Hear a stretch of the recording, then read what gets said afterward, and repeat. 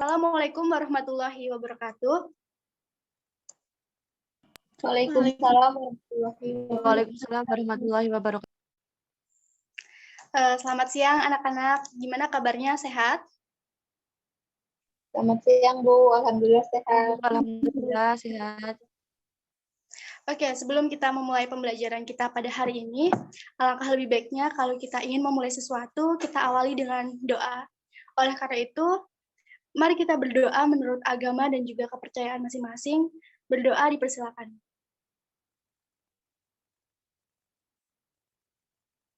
Amin.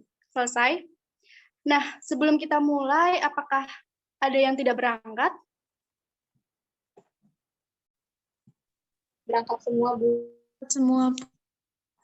Ya, alhamdulillah itu artinya kita semua masih diberi nikmat berupa kesehatan oleh Allah Subhanahu wa taala.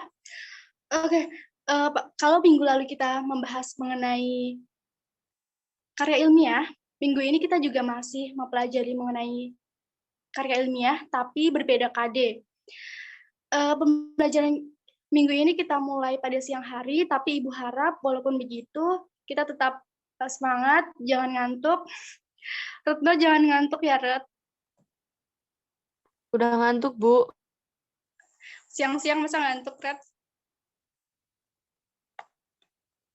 Oke, langsung aja kita pada minggu ini kita akan membahas mengenai KD 3.14, yaitu tentang mengidentifikasi informasi, tujuan, dan esensi dari sebuah karya ilmiah yang dibaca. Untuk refleksi kalian, minggu lalu kita sudah mempelajari mengenai karya ilmiah, mulai dari pengetahuan, ciri, dan lain-lain. Ada yang masih ingat apa itu pengertian dari karya ilmiah? Azizah, masih ingat, Zah? Ya, saya izin mau menjawab, Bu. Jadi Ya. karya tulis ilmiah ini adalah hasil penelitian dan pengembangan, tinjauan, ulasan, kajian, atau pemikiran oleh perseorangan atau kelompok yang disajikan dalam bentuk tertulis dan disusun secara sistematis serta berlandaskan kaidah ilmiah. Itu, Bu. Ya, betul. Oke, mungkin itu saja karena dari situ Ibu udah tahu kalian mencatat dan juga masih hafal. Kita langsung beralih ke materi kita pada minggu ini mengenai KD 3.14. Oke, karya ilmiah. Karya ilmiah itu adalah karya tulis yang dibuat dengan prinsip-prinsip ilmiah yang berdasarkan data dan juga fakta. Jadi isinya itu fakta, bukan opini-opini publik atau opini penulis. Fakta ini berasal dari observasi, eksperimen, dan juga kajian pustaka yang telah dilewati oleh seorang penulis atau peneliti. Kita beralih ke syarat karya ilmiah. Untuk dikatakan sebagai karya ilmiah yang bagus atau yang baik, karya ilmiah itu harus memenuhi 4 syarat. Yang pertama adalah sistematis, logis, objektif, dan juga faktual. Kita bahas satu-satu ya. Yang pertama itu sistematis. Apa sih yang dimaksud dengan sistematis? Jadi sistematis itu adalah susunan teks pada karya ilmiah itu disusun dengan teratur dengan pola yang baku. Jadi tidak sembarangan. Dimulai dari pendahuluan, diikuti dengan pembahasan, dan juga diakhiri dengan simpulan dan juga daftar pustaka. Berlanjut ke logis, syarat yang kedua. Logis ini berarti isinya dapat dipahami dan dibenarkan oleh akal sehat, antara lain didasari oleh hubungan sebab akibat. Jadi isi dari karya ilmiah ini bisa diterima oleh akal sehat pembaca. Yang ketiga itu objektif, atau kata lainnya impersonal, yaitu pernyataan didasarkan pada pandangan umum, tidak didasari pandangan pribadi penulis semata. Jadi isi dari karya ilmiah ini tidak berupa opini-opini dari penulis, tapi berupa pernyataan yang didapatkan dari hasil penelitian. Yang keempat, faktual. Kalian semua pasti nggak asing dengan kata faktual. Kalau faktual itu artinya fakta dan juga bukan opini. Jadi isi dari karya ilmiah ini adalah sebuah kebenaran yang di dalamnya didasarkan kenyataan yang sesungguhnya atau tidak imajinatif.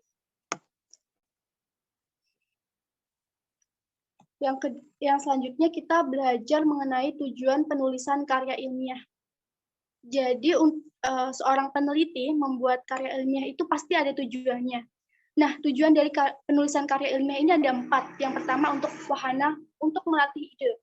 Melatih ide siapa? Melatih ide dari penulis karya ilmiah. Yang kedua adalah transformasi pengetahuan. Transformasi pengetahuan dari siapa ke siapa? Dari penulis ke pembaca. Ide yang dimiliki oleh penulis akan dituangkan dalam karya ilmiah yang kemudian dibaca oleh pembaca.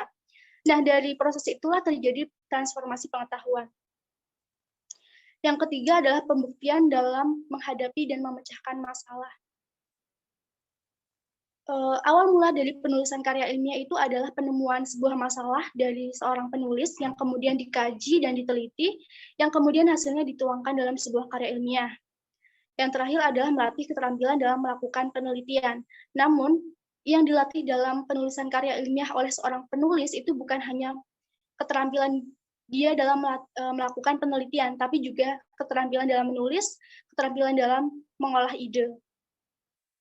Sampai sini ada pertanyaan? Belum ada, Bu. Oke, kalau belum ada, kita beranjak ke sistematika karya ilmiah. Ini rata-rata yang mempelajari karya ilmiah ini akan kesulitan pada sistematika karya ilmiah. Sistematika karya ilmiah itu adalah runtutan dari isi karya ilmiah.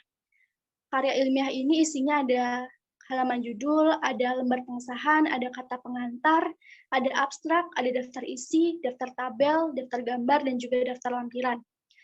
Kita bahas satu-satu dari halaman judul. Judul karya tulis ditulis dengan huruf kapital. Jadi kalau kalian akan membuat karya ilmiah, perlu diingat bahwa judul karya tulis itu harus dan wajib menggunakan huruf kapital. Lalu juga selanjutnya jenis karya ilmiah. Misalnya, laporan ilmiah atau karya tulis ilmiah, makalah atau artikel ilmiah. Selanjutnya di bawahnya ada nama lengkap kalian dan juga nomor induk sekolah. Kalau kalian mahasiswa NIM.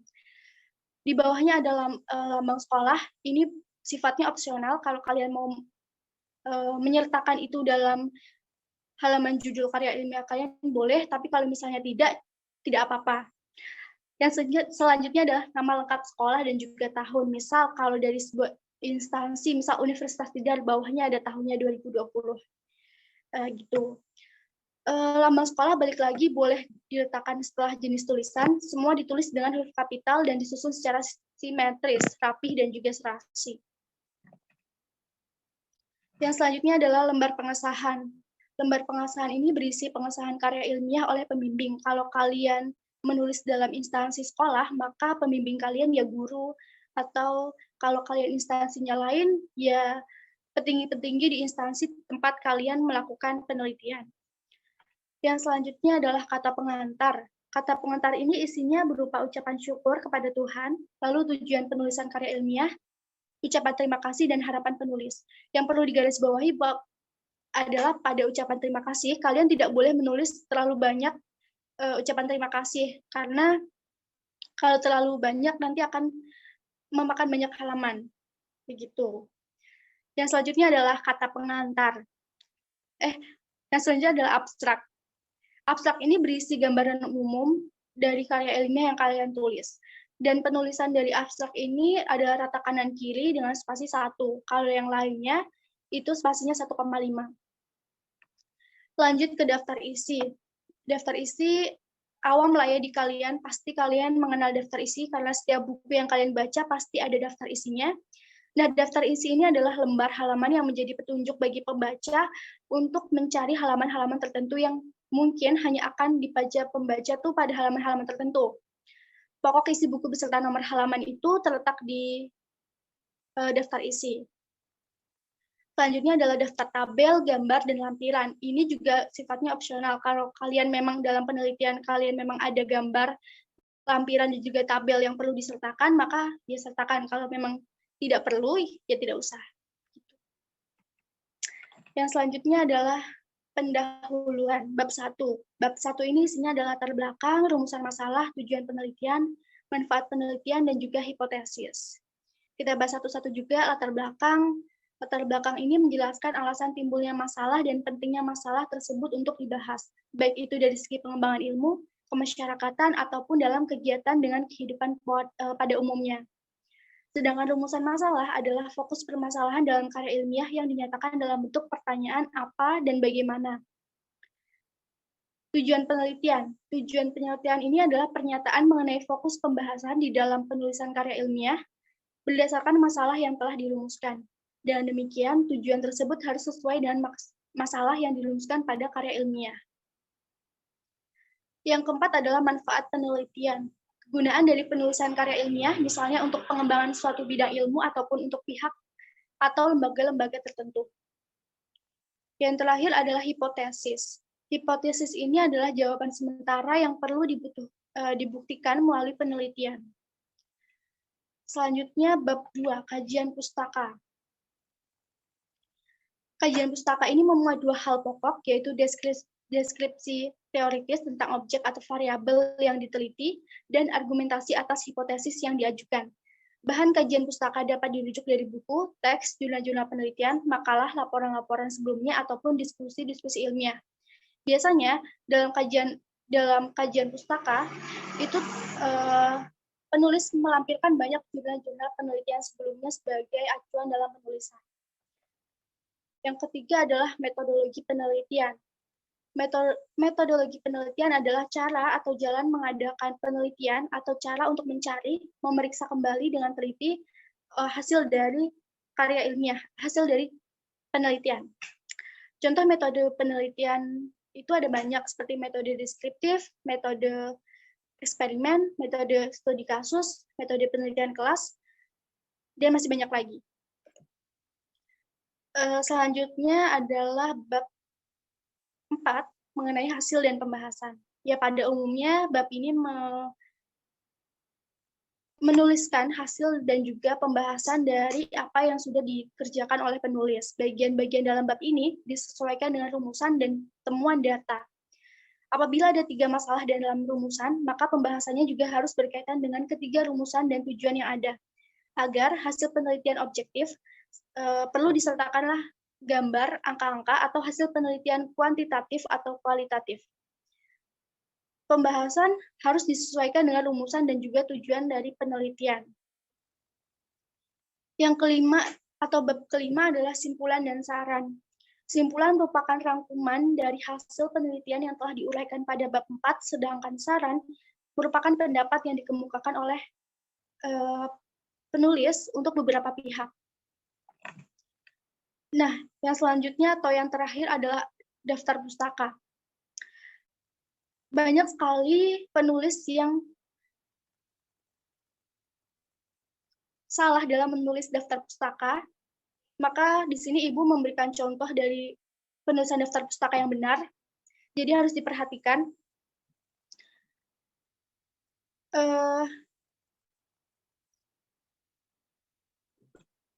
Apa ada pertanyaan sampai sini?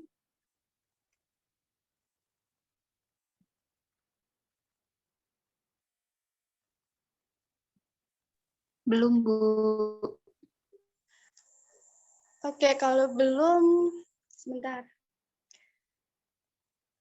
Kalau belum, Ibu mau mengecek apakah tadi kalian mendengarkan atau tidak. Apa ada yang tahu nggak bab 1 itu tadi isinya apa saja? Tri, silakan coba. Ya, saya izin menjawab. Bab 1 itu isinya ada latar belakang, rumusan masalah, tujuan penelitian, manfaat penelitian.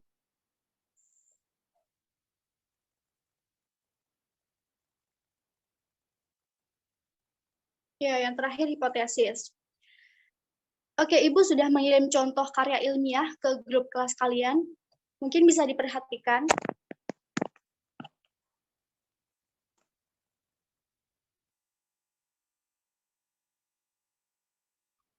Ratna, sudah dibaca, Rat, apa yang Ibu kirim di grup kelas? Iya, Bu, sudah. Nah, kan kita sudah belajar mengenai susunan karya ilmiah yang benar. Dari karya ilmiah yang tadi kamu baca, apa yang salah dari susunan teks karya ilmiah yang kamu baca di grup tadi? Ya, Bu, jadi di situ susunannya itu tidak utuh. Kemudian belum ada manfaat penelitiannya dan penulisan daftar pustakanya itu juga belum ada, Bu. Ya, betul. Jadi kalau kalian menemukan karya ilmiah itu bisa dilihat apakah susunan dari karya ilmiah itu sudah baik atau belum. Oke, untuk tugas, Ibu memberi tugas kalian untuk mencari 3 karya ilmiah kalian bisa mencari karya ilmiah di berbagai sumber. Kalian bisa memanfaatkan handphone kalian. Lalu tugasnya adalah mencoba analisis, ada tidak kesalahan dari susunan karya ilmiah yang kalian temukan. Tugas ini akan kita bahas minggu depan. Jadi minggu depan kita refleksinya adalah membahas tugas ini, yang kemudian dilanjutkan dengan pembahasan KD berikutnya. Apakah ada pertanyaan lagi? Belum. Tidak. Oke, kalau tidak, mungkin sampai sini pembelajaran kita. Jangan lupa untuk jaga kesehatan terus. Apabila tadi selama pembelajaran banyak kata dan juga tindak laku dari Ibu yang kurang berkenan, Ibu mohon maaf. Sekian, sampai jumpa minggu depan. Wassalamualaikum warahmatullahi wabarakatuh. Waalaikumsalam warahmatullahi wabarakatuh. Terima kasih, Bu. Terima kasih.